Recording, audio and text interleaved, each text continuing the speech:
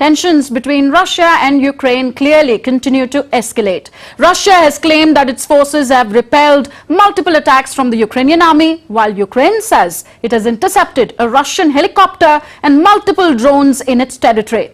Ukraine claims it carried out several airstrikes against Russia, including its air defense missile system and other targets. This comes as the United States announced an additional $400 million for Ukraine.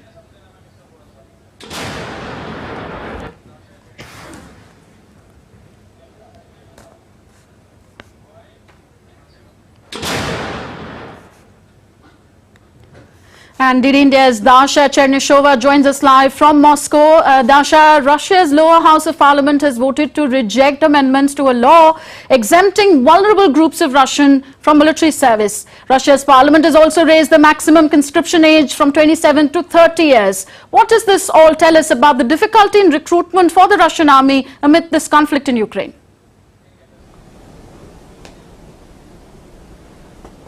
Well, that's right. The Russian lawmakers have agreed on the legislation that is raising the age from which the people could be conscripted to the Russian army. Now that is 18 to 30. It used to be 18 to 27. And the regional legislation suggested that the minimum age would also be risen to 21, but that has been rejected. So we understand now this move is being taken in order to make sure that more people are being conscripted for 1 year of compulsory military services at the same time. That is giving the conscription officers, according to the Russian lawmakers, more opportunity to choose from, so that they choose the best staff, the best personnel to the Russian army. At the same time, we have heard that from the Russian lawmakers, the understanding here that this is also a preparation to make sure that Russia is ready for a big war, as Kartapov has described it. He is heading the Russian State Duma Defense Committee. So certainly those are the issues that are of concerns to many in Russia, but the Kremlin has been saying before that at the moment there are enough men